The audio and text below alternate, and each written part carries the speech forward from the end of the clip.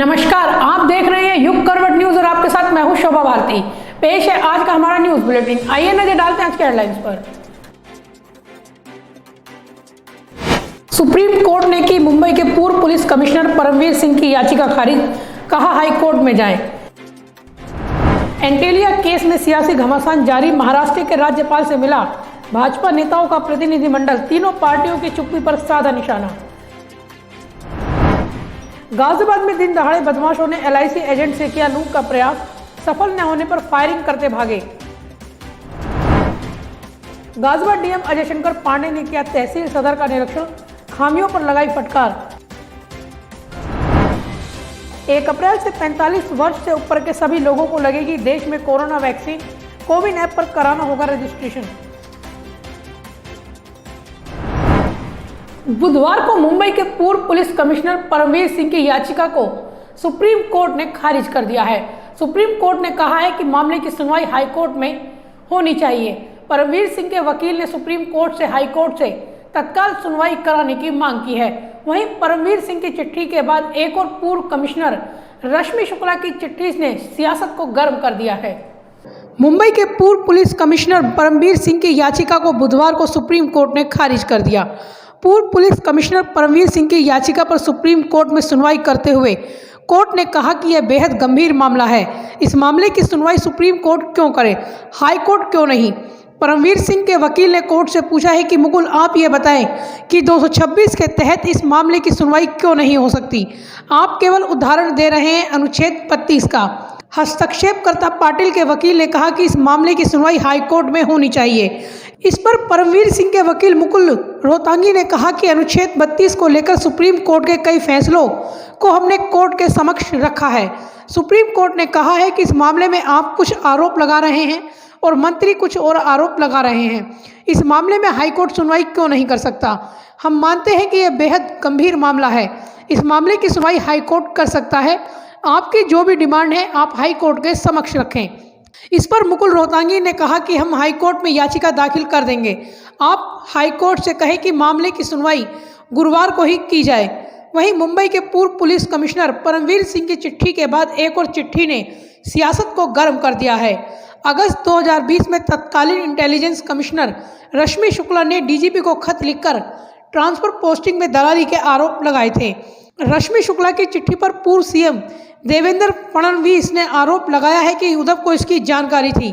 वहीं नवाब मलिक ने पलटवार करते हुए रश्मि शुक्ला को बीजेपी का एजेंट बता दिया। मनसुख हिरेन की संदिग्ध मौत की जांच कर रही महाराष्ट्र एटीएस को भी झटका लगा है। दरअसल केंद्रीय गृह मंत्रालय ने इस केस की जांच एनआईए को सौंप दी थी, जिसके खिलाफ महाराष्ट्र एटीएस कोर्ट चली गई। ठाणे कोर्ट ने आज महाराष्ट्र एटीएस को झटका देते हुए उसे मनसुख केस के सभी दस्तावेज एनआईए को सौंपने के आदेश दिए हैं। आपको बता दें कि एंटीलिया के बाहर जिस स्कॉर्पियो में जिलेटिन की छड़ें मिली थी, उसके मालिक मनसुख हिरेन से उनकी संदिग्ध मौत हुई थी। परिवार वालों ने पुलिस अफसर सचिन वाजे पर आरोप लगाया था। इसी केस में सचिन वाजे गिरफ्तार किए गए थे और बाद में उन्हें सस्पेंड कर दिया गया था। ब्यूरो रिपोर्ट, युग करवट न्यूज। एंटीलिया केस में सियासी घमासान थमने का नाम नहीं ले रहा है। बुधवार को इस मामले में बीजेपी नेताओं के एक प्रतिनिधिमंडल ने महाराष्ट्र के राज्यपाल से मुलाकात की। इस दौरान महाराष्ट्र के पूर्व सीएम देवेंद्र फडणवीस ने मुख्यमंत्री उद्धव ठाकरे, शरद पवार और कांग्रेस की चुप्पी पर सवाल खड़े किए हैं। भाजपा नेताओं ने मामले की जांच सीबीआई से कराने की भी मांग की है। एंटेलिया केस में सियासी घमासान जारी है। इस मामले को लेकर बीजेपी नेताओं का एक प्रतिनिधिमंडल बुधवार को महाराष्ट्र के गवर्नर से मिला। राज्यपाल से मिलने से पूर्व केंद्रीय गृह सचिव से पूर्व सीएम देवेंद्र ने मुलाकात की और सीलबंद लिफाफे में सबूत सौंपे। पूर्व सीएम ने इस मामले की सीबीआई जांच कराने की मांग की। राज्यपाल भगत सिंह कोश्यारी से मुलाकात के बाद पूर्व सीएम देवेंद्र ने कहा कि सचिन वाजे और वसूली केस में मुख्यमंत्री उद्धव ठाकरे चुप हैं, एक शब्द भी वो नहीं बोले। शरद पवार ने 2 बार प्रेस कॉन्फ्रेंस की और बात छिपाने की कोशिश की। उन्होंने आरोप लगाया कि ये महाविकास अघाड़ी नहीं, महावसूली अघाड़ी सरकार है। महाराष्ट्र में जिस प्रकार की घटनाएं हो रही है, चाहे पैसे की उगाही की घटना हो या ट्रांसफर्स का रैकेट हो, ये सारी घटनाएं दुखदाई है, आश्चर्यचकित और अचंभित करने वाली इस प्रकार की ये सारी घटनाएं महाराष्ट्र में हो रही है। किंतु इसमें सबसे आश्चर्य की बात अगर कोई है तो वो है मुख्यमंत्री जी का मौन। इतनी सारी घटनाएं होने के बावजूद महाराष्ट्र के मुख्यमंत्री जी ने उसके ऊपर एक बयान भी नहीं दिया। पवार साहब ने 2 प्रेस ली, किंतु जो मंत्री है उनको केवल बचाने का प्रयास पवार साहब ने किया। और इस सरकार ने पूरी तरीके से नैतिकता को छोड़ दिया है, लोकतंत्र को छोड़ दिया है और मनमानी हम सरकार चलाएंगे, हफ्ता भी वसूल करेंगे, ट्रांसफर का रैकेट भी करेंगे। और ये सारी चीजें होते हुए कोरोना की ओर तो इस सरकार का ध्यान ही नहीं है। जिस प्रकार से कोरोना की केसेस महाराष्ट्र में बढ़ रही है, देश का एपिसेंटर कोरोना बना है, और मैं समझ नहीं पाता कि महाराष्ट्र में इतना कोरोना क्यों बढ़ रहा है। सरकार इस पे क्या करती है? क्या सरकार ने इस पर उपाय किया है? मुझे लगता है ये भाषण देने की बात नहीं है, एक्ट करने की बात है। पूर्व सीएम देवेंद्र फडणवीस ने कहा कि कांग्रेस ने पूरे मामले में चुप्पी साध ली है, उसको बताना चाहिए कि उसे कितना हिस्सा मिल रहा है। आज हमने राज्यपाल से मुलाकात करके सभी बातें बताई। अगर मुख्यमंत्री ने चुप्पी साधी है तो संवैधानिक प्रमुख होते हुए राज्यपाल को अपनी जिम्मेदारी संभालनी चाहिए और मुख्यमंत्री को बोलने के लिए विवश करना चाहिए। देखिए, कोई भी इस मामले में एफआईआर भी दर्ज हुआ तो मैं उसकी परवाह नहीं करता। मैंने महाराष्ट्र के हित के लिए ये काम किया है। जो एक प्रकार से गुनाह हुआ था और उस गुनाह को छुपाया गया था, 25/8 को रिपोर्ट जाने के बाद कॉग्निजेबल ऑफेंस हुआ था और उस कॉग्निजेबल ऑफेंस को छुपाने का काम इस सरकार ने किया था। उसको अगर मैंने उजागर किया है और महाराष्ट्र की प्रतिष्ठा को बचाने का काम किया, ये अगर गुनाह है तो ऐसे 4 गुनाह मैं और करूंगा और मैं कैसे सही हूँ ये मैं न्यायालय में जाकर बताऊंगा।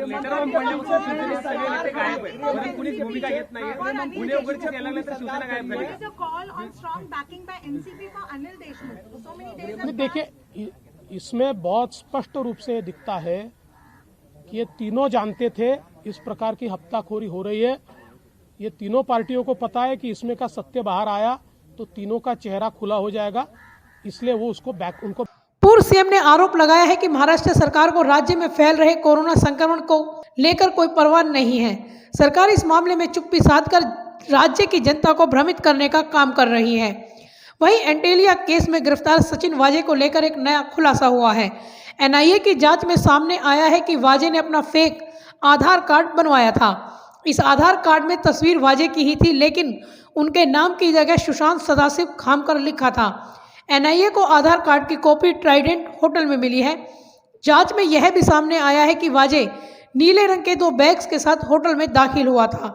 संभावना है कि इस आधार कार्ड के सहारे वाजे ने कई जगह होटल बुक करवाए थे। ब्यूरो रिपोर्ट, युग करवट न्यूज। बुधवार को बदमाशों ने दिन दहाड़े शहर के बीचों बीच एक एलआईसी एजेंट से लूट का प्रयास कर गाजियाबाद पुलिस को चुनौती दी है। लूट में सफल न होने पर बदमाश फायरिंग करते हुए भाग निकले। एलआईसी एजेंट ने एक दुकान में भागकर अपनी जान बचाई। पुलिस सीसीटीवी फुटेज के आधार पर बदमाशों की तलाश में जुटी हुई है। बुधवार को सिहानी गेट थाना क्षेत्र में बसंत रोड पर बदमाशों ने दिन दहाड़े एलआईसी एजेंट से लाखों रुपए की लूट का प्रयास किया। हालांकि बदमाश लूट करने में सफल नहीं हो पाए और फायरिंग करते हुए भाग निकले। एजेंट ने एक दुकान में भागकर अपनी जान बचाई। पीड़ित ने बताया कि होली चाइल्ड चौराहे के बाद बदमाशों ने चलती बाइक से बैग छीनने की कोशिश की। इस छीना झपटी में कलेक्शन एजेंट बाइक से नीचे गिर गया तो बदमाशों ने उस पर फायरिंग कर बैग छीनने का प्रयास किया, लेकिन पीड़ित ने दुकान में छिपकर अपनी जान बचाई। मैं यहाँ से निकल के जा रहा था, 2 बंदों ने आके मुझे ओवरटेक किया। तुरंत ही ओवरटेक करने के बाद ही पिस्टल लगा दी। पिस्टल था, तमंचा था, ये नहीं उनका इतना क्लियर नहीं हुआ। उन्होंने गोली चला दी। बैग मेरे पीठ पर टंगा था। वहाँ जब सुनाई नहीं दिया तो मैं अंदर स्टोर में को भगा बचने के लिए। बचते बचते उन्होंने दोबारा फिर हमारे दूसरी भी गोली चला दी। फिर मैं इत्तेफाक से गिर गया तो इसलिए बच गया। कहाँ से आ रही थी और कहाँ जा रही थी? मैं राजनगर से आ रहा था और ये राकेश मार्ग LIC के पास जा रहा था। कैश मेरा 4 के आसपास होगा, मैंने एग्जैक्ट नहीं पता ना। मैंने कस्टमर का उठाया, मैं गाड़ी पे देने आ रहा था और उन्हें छूटते ही पिस्टल निकाल के बैग छीनने की मेरे से छीना। कितने लोग थे गाड़ी? 2 लोग थे, बाइक से थे। नकाबपोश थे? एक ने हेलमेट था और दूसरे का मुझे क्लियर नहीं ध्यान है, उसने कपड़ा बांधा था। मैं अपनी बाइक ही मैंने ऑन स्पॉट चलती हुई छोड़ दी। वहीं शहर के बीचों बीच गन शॉट की खबर मिलने से आला अधिकारी सख्ते में आ गए। SP सिटी प्रथम निपुण अग्रवाल मौके पर पहुंचे और घटनास्थल का जायजा लिया तो वहां कारतूस के खोखे बरामद हुए। हालांकि गोली लगने से किसी के घायल होने की जानकारी सामने नहीं आई है। पुलिस के आला अधिकारी मौके पर मौजूद रहकर जांच कर रहे हैं, जहां बदमाशों की तलाश की जा रही है। आसपास के घरों व दुकानों में लगे CCTV फुटेज भी खंगाले जा रहे हैं ताकि बदमाशों का सुराग लग सके। वहीं पीड़ित से भी पुलिस अधिकारी जानकारी कर रहे हैं। ब्यूरो रिपोर्ट, युग करवट न्यूज। बुधवार को गाजियाबाद DM अजय शंकर पांडे ने तहसील सदर का निरीक्षण किया। इस दौरान खामियां मिलने पर DM ने अधिकारियों व कर्मचारियों को कड़ी फटकार लगाई। DM ने जन्म मृत्यु प्रमाण पत्र बनवाने वाले आवेदकों से भी फोन कर वार्ता कर प्रक्रिया के बारे में जाना। गाजियाबाद DM अजय शंकर पांडे ने बुधवार को तहसील सदर का निरीक्षण किया। इस दौरान DM ने महिला हेल्प डेस्क पर मौजूद रजिस्टर पर लोगों के हस्ताक्षर न कराने को लेकर नाराजगी जाहिर की। इतना ही नहीं, DM ने खुद फोन कर मृत्यु प्रमाण पत्र बनाने के लिए आवेदन करने वाले आवेदक को भी फोन किया। DM गाजियाबाद पूर्व कार्यक्रम के तहत तहसील सदर का निरीक्षण करने पहुंचे। उन्होंने तहसील सदर में पत्रावलियों और रजिस्ट्री से संबंधित पत्रावलियों की जांच की। इस दौरान कई पटलों पर लापरवाही मिलने पर उन्होंने नाराजगी जताई और कर्मचारियों को निर्देश दिए कि इनमें सुधार करें, वरना कड़ी कार्रवाई के लिए तैयार रहें। इसके बाद DM ने तहसील में महिला हेल्प डेस्क का भी निरीक्षण किया। इस दौरान वहां मौजूद रजिस्टर पर आवेदकों के हस्ताक्षर न होने पर उन्होंने नाराजगी जताई और कड़े शब्दों में नियमित रूप से हस्ताक्षर कराने को कहा। DM ने रजिस्ट्री कार्यालयों का भी निरीक्षण किया। मौके पर ही DM ने जन्म मृत्यु प्रमाण पत्र के लिए आवेदन करने वाले आवेदकों को फोन किया, जिसमें 2 आवेदकों के फोन नहीं मिल पाए। तीसरे आवेदक का फोन मिला तो DM ने खुद बात करते हुए उनसे प्रमाण पत्र की जानकारी ली, जिस पर आवेदक ने बताया कि उसने ऑनलाइन प्रमाण पत्र निकाल लिया। DM ने संबंधित अधिकारी को निर्देश दिए कि तय समय के बाद आवेदक से वार्ता कर प्रमाण पत्र मिलने को अपडेट किया जाए। निरीक्षण के दौरान ADM F Yashwardhan Srivastava, SDM DP Singh, AIG stamp KK Mishra, तहसीलदार प्रबोधन शर्मा आदि मौजूद रहे। ब्यूरो रिपोर्ट, युग करवट न्यूज। 1 अप्रैल से 45 वर्ष से ऊपर के हर व्यक्ति को कोरोना की वैक्सीन लगाई जाएगी। अभी तक ये वैक्सीन सिर्फ गंभीर बीमारी और कोरोना वायरस को ही लगाई जा रही थी, लेकिन केंद्रीय कैबिनेट की मोहर के बाद देश में 45 वर्ष से ऊपर के हर व्यक्ति को यह वैक्सीन लगाई जा सकेगी। इसके लिए कोविन ऐप पर रजिस्ट्रेशन कराना होगा, जिसमें जरूरी जानकारी शेयर करने के बाद वैक्सीन लग सकेगी।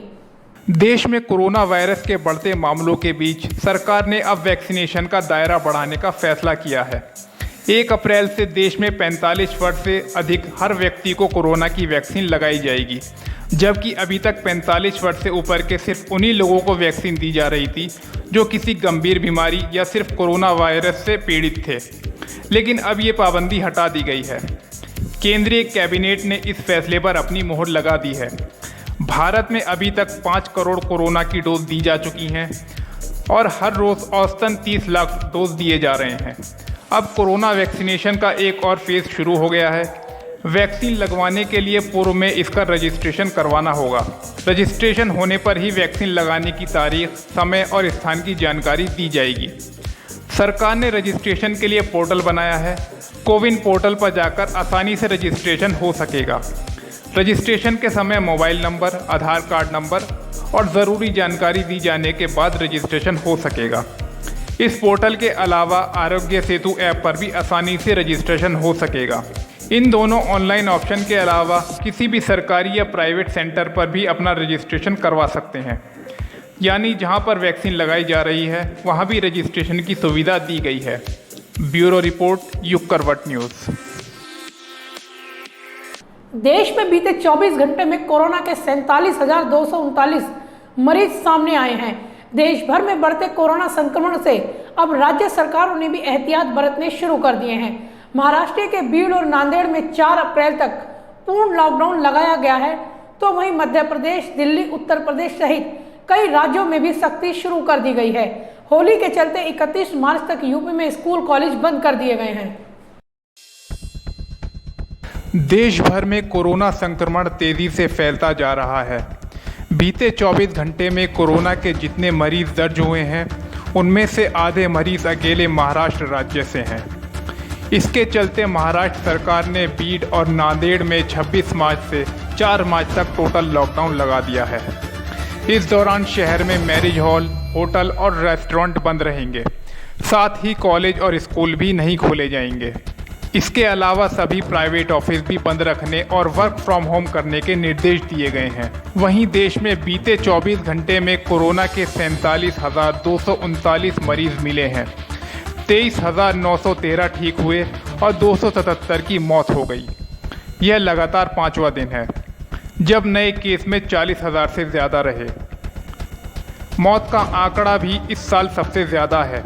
इस बीच केंद्र सरकार ने अंतर्राष्ट्रीय उड़ानों पर लगी रोक को भी 30 अप्रैल तक बढ़ा दिया है। देश में अब तक 1,17,33,594 लोग इस महामारी की चपेट में आ चुके हैं। इनमें से 1,12,03,016 मरीज ठीक हुए, जबकि 1,60,000 ने जान गंवाई है। 3,65,000 का इलाज चल रहा है। मध्य प्रदेश के कई शहरों में भी नाइट कर्फ्यू है, लेकिन अब यहाँ भी सरकार हर रविवार को लॉकडाउन लगाने पर विचार कर रही है। दिल्ली सरकार ने सभी हवाई अड्डों, रेलवे स्टेशनों, अंतर्राज्यीय बस टर्मिनलों पर अन्य राज्यों से आने वाले यात्रियों की रैंडम टेस्टिंग अनिवार्य कर दी है। दिल्ली में सार्वजनिक स्थानों पर होली, शब-ए बारात और नवरात्रि मनाने पर रोक लगा दी गई।